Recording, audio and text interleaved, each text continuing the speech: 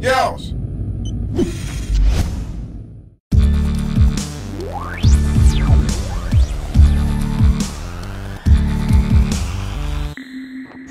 Far Cry 3 from Ubisoft Montreal. Play this game. The Bowlingotter Show. If you're a fan of shooters, and statistically most of you are, I hope you've played Far Cry 3 by now. If you haven't, get on it. Far Cry 3 is among the best shooters of the year, especially if you're looking for a good single-player campaign. As Jason Brody, you're one member of a crew of thrill-seeking rich kids vacationing on a tropical island in the Pacific. But then this pirate guy, Voss, shows up and kidnaps everyone, planning on using their rich kid status as a way to get a ton of money out of their parents and then sell them into slavery. After you break out of the prison camp, you're rescued by this guy named Dennis, a member of the island's native clan of the Rock Yacht. Jason, stand still, in plain view. No sudden moves, okay?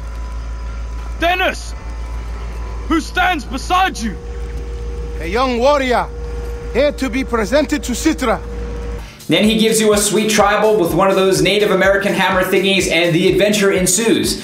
Don't worry if you know nothing about the previous Far Cry games, this is a standalone story, not a direct sequel. First off, damn is this game good looking. I played on the PC and it's really impressive how optimized it is. I have a relatively mid-tier computer, but I was able to comfortably play at full 1080p res with most effects on high and vertical sync enabled. Ubisoft Montreal really seemed to put this engine together with the intent of taking advantage of PC hardware, and they succeeded. Pretty bug-free too, even at launch, at least when it comes to the single-player campaign. The tropical island setting can get repetitive after a while, as it's the only one you'll see throughout the entire game, but it looks and feels so good that you probably won't mind. In your quest to rescue your friends, you'll level up and expand your skill set in a lot of satisfying ways, but there are some little adjustments that Far Cry 3 makes to basic gameplay that are fantastic, and I wouldn't be surprised to see them spill into other games in the future.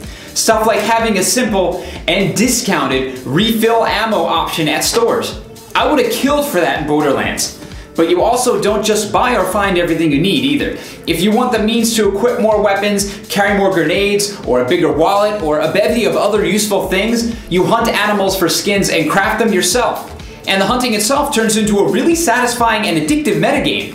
But if anyone in your household is squeamish about killing lots of animals, might want to wait until they're not in the room before you play. I say this from experience. Hunting isn't the only thing that the open world island encourages you to do. You'll come across pirate outposts all over, and if you clean one out of all enemies, you claim it for the Rock Yacht. Then it becomes a fast travel site that you can jump to from anywhere, and that comes in really handy. It also keeps roving pirate groups out of the immediate area, making things like hunting a bit less precarious. But seriously, even if you didn't get any tangible rewards from taking over an outpost, just the act of doing so is one of the best parts of the game.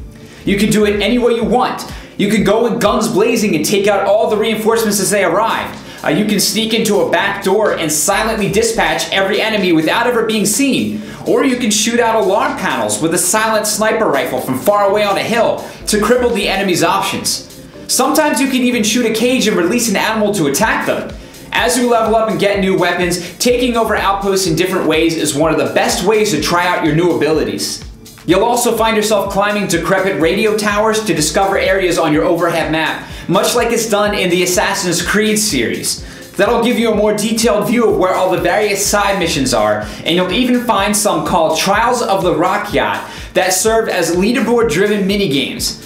Unfortunately, the PC version of Far Cry 3 makes you play through their Uplay portal, so you won't be comparing scores with your Steam friends list. When are these devs and publishers going to admit that the gaming community is on Steam? Unless you actually have a populated Uplay friends list. Who the fuck has a populated Uplay friends list? You'll just be competing against generic Ubisoft dev scores here. I mean, Uplay makes Origin look like a metropolis, and you guys know how I feel about that. But aside from all the great side missions you can do, even the story missions themselves are great. I mean, you get to torch a marijuana field while listening to Make It Bundem. Yes, I love this thing!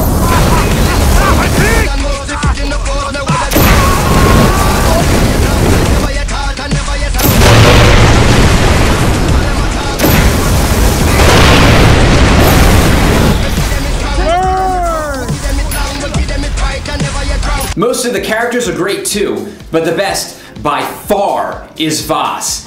This dude is one of the best villains in gaming, period. Are you enjoying my sister's company? Huh? She's gonna make a warrior out of you. We're so fucked, Jason.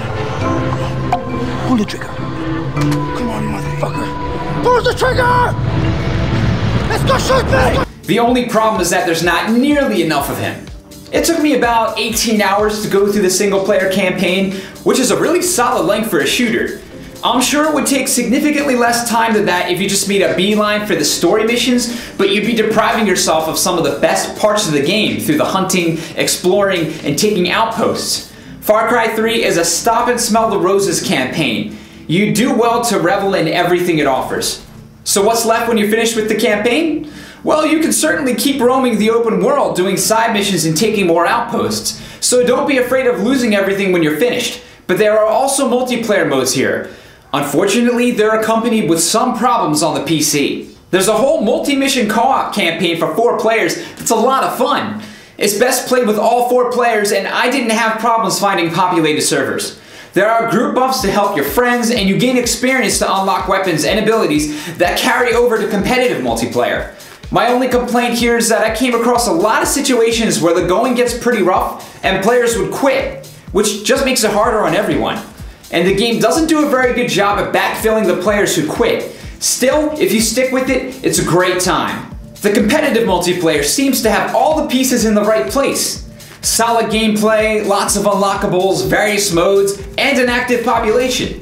When everything is working, it is definitely a lot of fun. But there are some serious technical problems here on the PC version right now. First, there appears to be a hacking or cheating problem.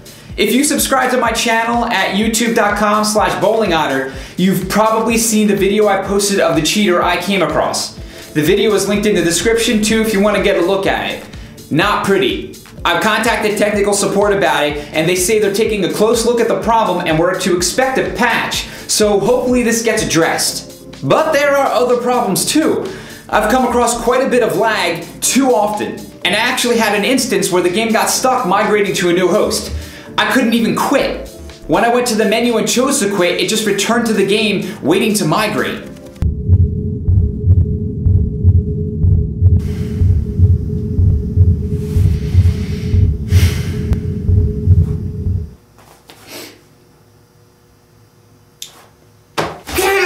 After a while, I had to Alt F4 and close the program entirely. That sort of thing doesn't make me want to go back. And again, it's a shame because when it's working, it's a great competitive multiplayer game. I can't speak to whether or not these problems extend to the console versions. Regardless, the single player campaign is good enough to stand on its own, and is a good enough reason to buy this game anyway. If you like shooters, and especially if you like the feel of an open world stealth game, it's an easy call. Play this game.